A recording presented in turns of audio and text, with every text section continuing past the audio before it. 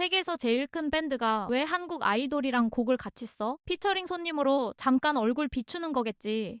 몇 년 전까지만 해도 해외 음악 커뮤니티엔 이런 반응이 은근히 많았어요. 콜드플레이 정도 되는 팀이 굳이 케이팝 가수랑 진지하게 엮일 이유가 없다는 거였죠. 그런데 2022년 가을 아르헨티나 부에노스아이레스의 8만 명짜리 대형 경기장에서 벌어진 한 장면이 그 비웃음을 통째로 삼켜버렸습니다. 세계 최대 밴드의 멤버들 사이에 한국 청년이 나란히 서서 자기 첫 솔로곡을 처음부터 끝까지 불렀거든요. 그것도 그날 지구 반대편 8만 명이 그 노래를 따라 불렀습니다. 오늘은 그 무대의 주인공 방탄소년단의 맏형진과 콜드플레이 이야기 하나만 제대로 파보겠습니다. 방탄소년단에서 진은 흔히 월드와이드 핸섬, 그러니까 얼굴로 먼저 유명해진 맏형으로 알려져 있죠. 실제로 데뷔 초엔 실력보다 외모 이야기가 앞섰고 국내에선 한동안 노래 실력이 저평가를 받기도 했어요. 예능에서 요리하고 장난치는 친근한 형의 이미지가 강했으니까요. 해외에서도 처음엔 얼굴로 화제가 됐습니다. 몇 년 전 한 시상식에서 차 문을 열고 내리는 몇 초짜리 장면이 통째로 화제가 되면서 외신들이 그를 차 문남자라고 부르며 기사를 쏟아낸 적도 있었죠. 하지만 그를 아는 팬들은 알고 있었어요. 이 형이 취미로 낸 노래 한 곡이 아무 홍보 없이도 여러 나라 아이튠즈 차트를 뒤집고 목소리 하나로 팬들을 울리는 사람이라는 걸요. 그런데 해외에서 진을 이야기할 때 요즘 빠지지 않고 따라붙는 게 하나 있습니다. 바로 콜드플레이의 리더 크리스 마틴과의 인연이에요. 콜드플레이가 어떤 팀이냐면 30년 가까이 세계 스타디움을 가득 채워온 지구상에서 티켓이 가장 안 팔리는 걱정이 없는 밴드 중 하나입니다. 그런 팀의 리더가 유독 이 한국 맏형을 아꼈다는 거죠. 두 사람의 접점은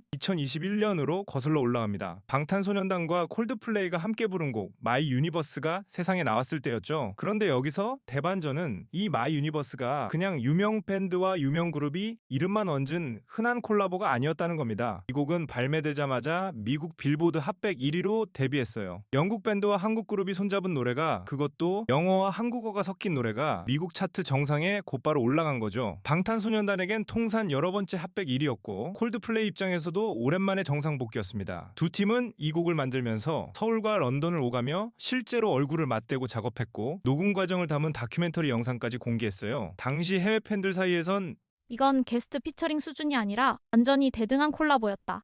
큰 반응이 쏟아졌습니다. 세계에서 제일 큰 밴드 중 하나가 한국 그룹을 손님이 아니라 진짜 파트너로 대접한 순간이었으니까요. 그리고 진짜 이야기는 그 다음부터예요. 크리스 마틴은 이 작업 과정에서 진의 목소리와 감성을 유독 마음에 들어했다고 해요. 그래서 진의 첫 솔로 싱글을 아예 함께 만들자고 먼저 제안합니다. 세계 최대 밴드가 한 아이돌 멤버의 데뷔 솔로곡을 직접 써주겠다고 나선 거예요. 그렇게 2022년 10월에 세상에 나온 곡이 바로 디 에스트로넛 우주비행사라는 뜻의 노래였어요. 작사와 작곡, 프로듀싱에 콜드플레이가 통째로 붙었고 진은 데뷔 이후 팬들과 함께 걸어온 시간을 우주를 떠도는 한 사람의 이야기에 담았습니다. 가사엔 팬들을 향한 진심이 그대로 녹아있었죠. 곡은 빌보드 핫백에 51위로 진입했고 전 세계 100개가 넘는 나라의 아이튠즈 차트에서 1위를 찍었습니다. 그룹 활동 없이 혼자 낸 솔로 데뷔곡이 미국 메인 차트에 이름을 올린 것 자체가 어마어마한 성적이었죠. 근데 진짜 백미는 숫자가 아니라 무대였습니다. 곡이 발매된 바로 그날 지는 지구 반대편 아르헨티나로 날아갔어요. 콜드플레이가 뮤직 오브 더 스피어스 월드 투어 공연을 하고 있던 부에노스아이레스의 대형 경기장,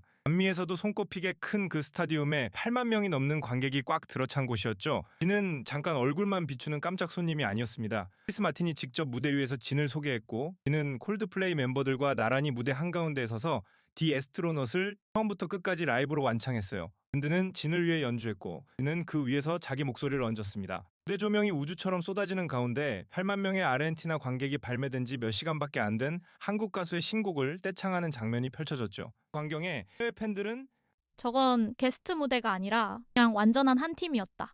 감탄을 쏟아냈습니다. 심지어 다음날 공연에서도 진은 한 번 더 무대에 올라 법이 우연한 이벤트 아니었음을 다시 한번 보여줬어요.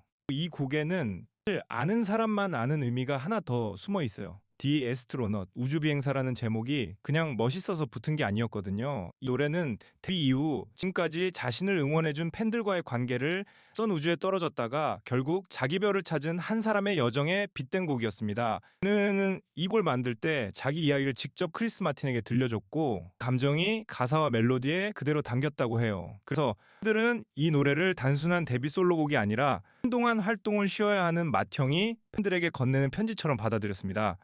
부에노스아이레스 무대에서 관객들이 손으로 하트를 만들어 흔들 때 팬들은 우주 비행사가 드디어 자기 별을 찾은 것 같다. 함께 뭉클해했죠.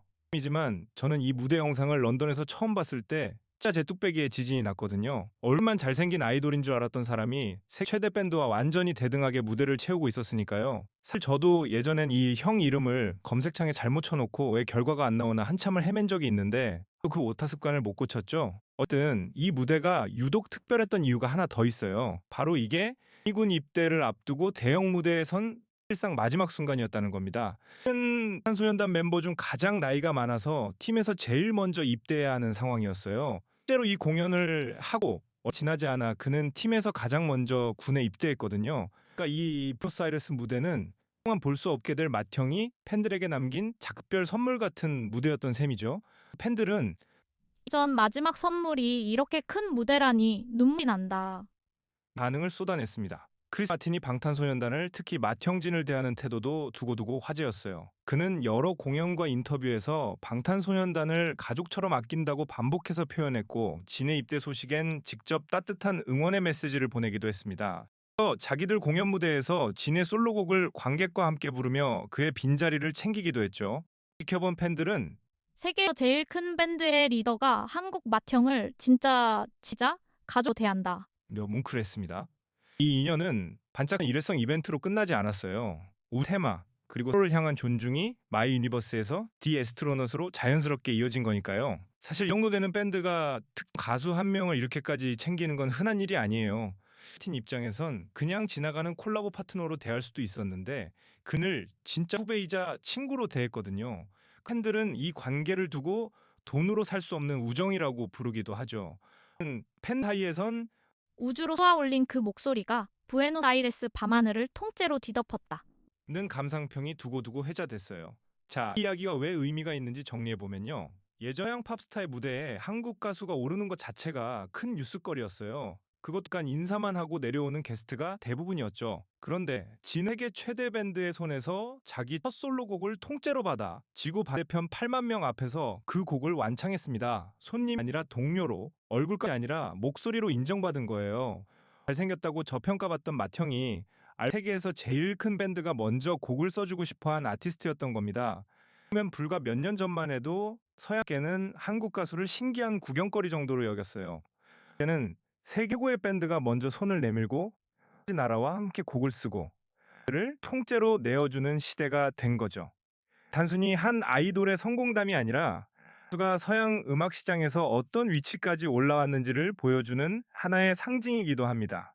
얼굴 시작해서 목소리로 증명하고 결국 세계 최대 밴드의 동료로 남은 이 맏형의 이야기가 그래서 더 특별한 거예요. 누군가는 그냥 잘생긴 아이돌이지만 알고 보면 콜드플레이가 먼저 알아본 진짜 아티스트인 거죠. 그래서 해외 팬들은 한국의 맏형이 세계 최밴드의 진짜 친구가 됐다.